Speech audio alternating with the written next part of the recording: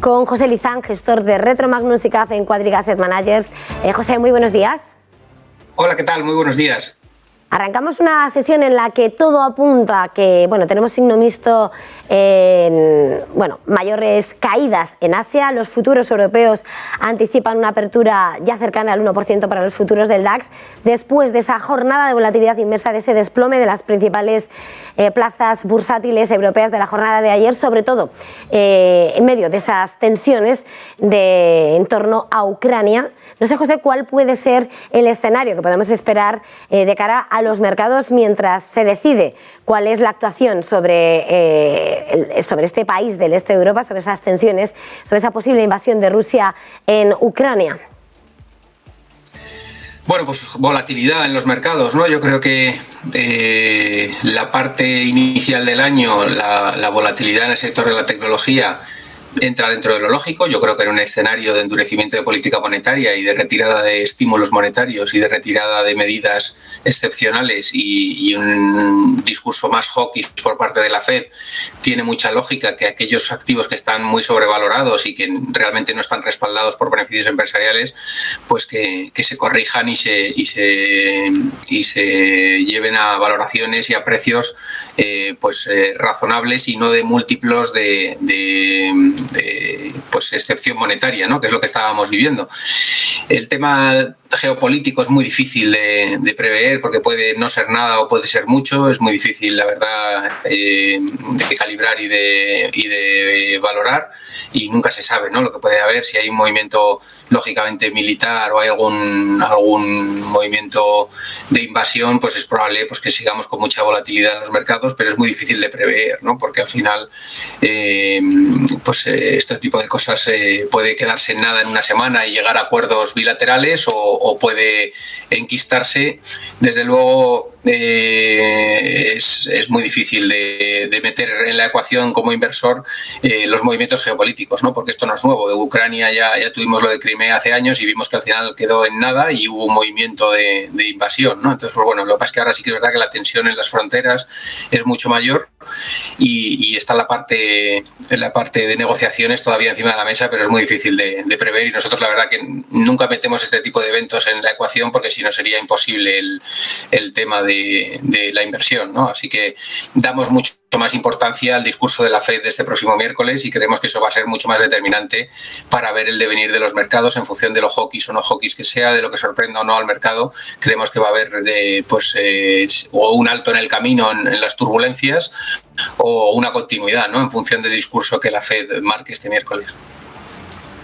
Hoy arranca esa reunión de 2 días del Comité Abierto de ese FOMC de la Reserva Federal, y la clave va a estar, ¿no?, en si va a endurecer ese discurso con la inflación y cómo vaya a despejar ese camino de subidas de tipos de interés que finalmente va a ser quien obtenga, ¿no?, el examen total de los mercados de cara a cuál vaya a ser el devenir de esa política monetaria.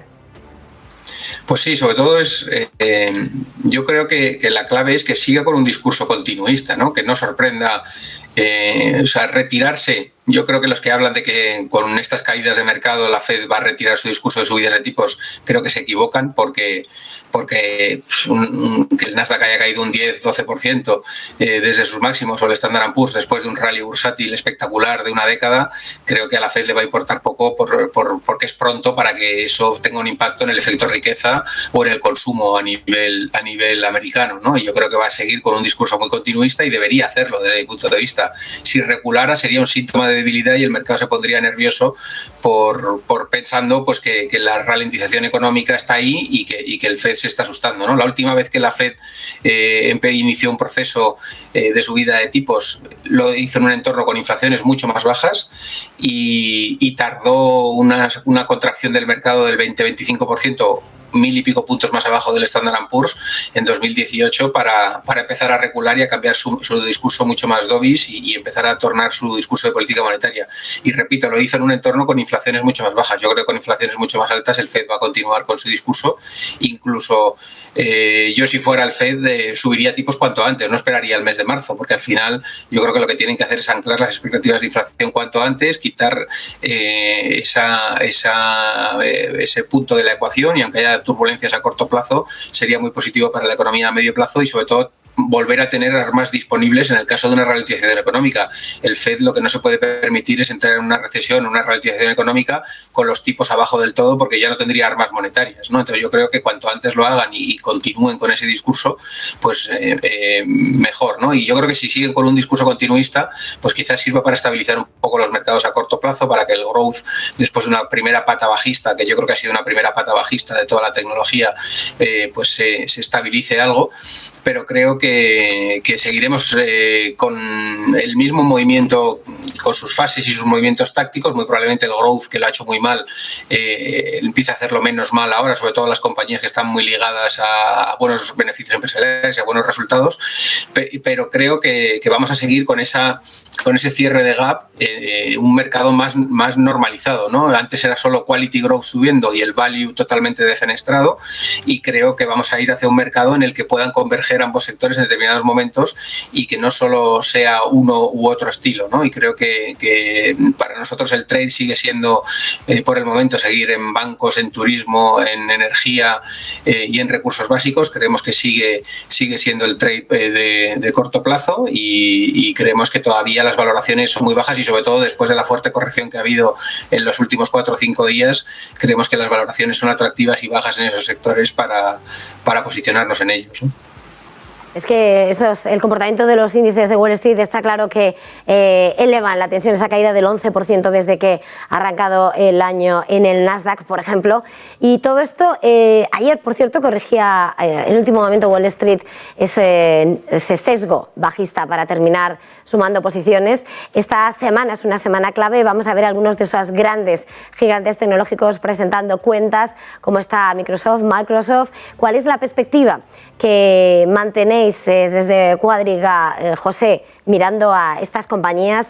¿Cuál va a ser ese balance y, sobre todo, cómo lo va a recibir el mercado en medio de esas tensiones, de todas formas, que lo rodean?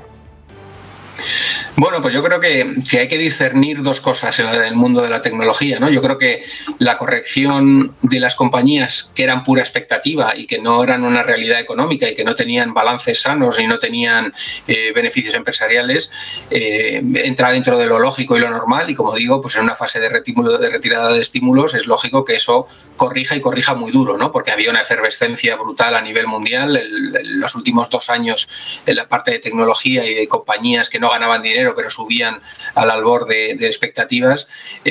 Pues es lógico que estén sufriendo un varapalo importante como el que están sufriendo, ¿no? En un entorno de endurecimiento de política monetaria. Y luego hay otras compañías que son una realidad, como esos nombres que comentas, ¿no? Como es Microsoft, como es IBM, que publicó ayer por la noche, como pues es Apple, como es Google, ¿no? Que son compañías que siguen creciendo con caja en los balances, con una generación de flujo de caja brutal, y que están teniendo una corrección de múltiplos, ¿no? Se habían ido a múltiplos quizás un poco elevados y están teniendo una fase correctiva, pero seguro que en los rebotes, cuando vengan los rebotes más agresivos, vendrán en esos sectores y en esos valores, y probablemente pues en algún momento del año estén dando una oportunidad de compra, de subirse a compañías de mucha calidad que están en una fase correctiva y de reducción de múltiplos, ¿no? Y esperamos que los resultados sigan siendo buenos, y creemos que va a ser un año que Microsoft ya ha marcado el camino, ¿no? Va a ser un año de money. Creemos que para crecer, después de haber crecido muchísimo durante mucho tiempo, los tipos bajos están llegando a su fin, y las compañías, estas grandes corporaciones, tienen todavía acceso al crédito barato, y creemos que va a ser un año de mucho M&A, de que las grandes corporaciones hagan pequeñas compras como la que se ha hecho con Activision Blizzard por parte de Microsoft, y creemos que va a haber bastante M&A por las grandes compañías tecnológicas para aprovechar pues un poco los últimos latigazos de los tipos bajos y aportar crecimiento a su cuenta de resultados, ¿no? Y creemos que ese tipo de movimientos tácticos de compra de compañías, aprovechando que hay varapalos importantes en muchos sectores de la tecnología y que se puede comprar a múltiplos mucho más razonables de lo que se podía comprar hace un año, pues es muy probable que veamos mucho M&A por las grandes tecnológicas para hacerse con valores de nicho en determinados mercados y reforzar su estructura de compañía y su capacidad de crecimiento durante 2022. Con nombres propios estabas señalando como anoche ya conocíamos esos resultados de IBM, que ha batido expectativas en cuanto a ingresos, sobre todo en el cuarto trimestre, por, eso sí, haber avanzado en ese negocio de consultoría, en ese negocio que la nube que le ha ofrecido esas rentabilidades. No sé qué te han parecido esas cuentas, de alguna manera, qué se desprende de ellas y qué te ha parecido. Bueno, lo que se desprende es que IBM, después de 3 o 4 años muy negativos y de una fase de contracción, está empezando a expandirse, ¿no? Y si uno los compara con los resultados del mismo trimestre del año pasado, pues hay un fuerte crecimiento, y la verdad que es una compañía pues que en términos de la tecnología está razonablemente barata, y el gráfico y el aspecto está rompiendo una tendencia bajista de muchísimo tiempo, y creo que es una compañía que está haciendo un punto de inflexión y girando la curva, ¿no? Y creo que después de una fase correctiva, como digo, de varios periodos, pues tanto los resultados como el gráfico apuntan a que está cambiando de tendencia y empezando una tendencia alcista, y es uno de los valores que probablemente se puede incorporar a la cartera. Y la verdad que sí que es verdad que se ha desinflado un poquito en el aftermarket, porque el management no ha querido dar guías de beneficio por acción, sí que ha dado guías de ventas, ¿no? y ha dado guías de flujo de caja, pero no ha dado guías de beneficio por acción, diciendo que se puede manipular muy fácilmente y que no tiene mucho sentido dar guías de beneficio por acción.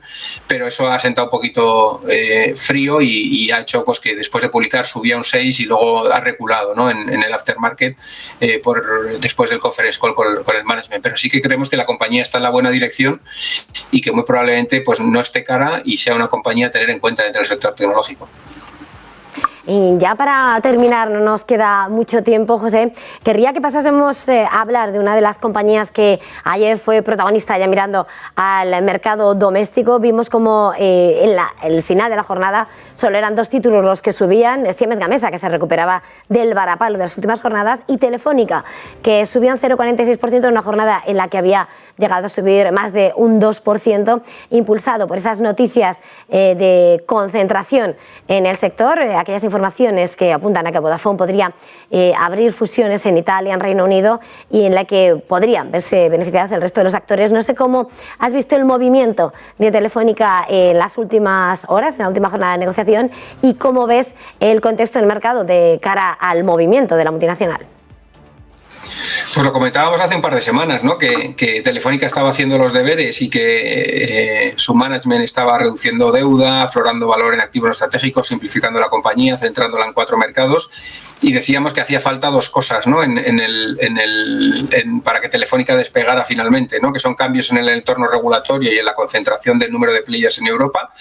La noticia de ayer va en esa línea, ¿no? Y es muy positivo que además uno de los líderes europeos, como es Vodafone, esté liderándolo. Además, si nos fijamos, es otro movimiento dentro del mercado italiano, ¿no? Tenemos un movimiento de un capital riesgo comprando Telecom Italia, y tenemos a Vodafone intentando fusionarse con Iliad en Italia, ¿no? O sea que está empezando a haber reordenación en los mercados de telecomunicaciones, y eso es muy positivo para el sector, ¿no? Y luego hay otro factor que es necesario para que Telefónica despegue, y son las divisas de Latinoamérica, ¿no? Que el real brasileño repunte y la repatriación de dividendos de Brasil deje de ser un lastre, ¿no? Y sí que es verdad que en las últimas sesiones también le está yendo a favor, ¿no? Y yo creo que el buen tono de Telefónica recientemente viene por ahí, ¿no? Si nos fijamos, ha subido contra mercado, ¿no? Y se ha comportado como ancla dentro de un mercado bajista, y yo creo que un real brasileño que ha roto la zona de 6,30 y se ha ido hacia la zona de 6,18, apreciándose no por méritos de Brasil, sino probablemente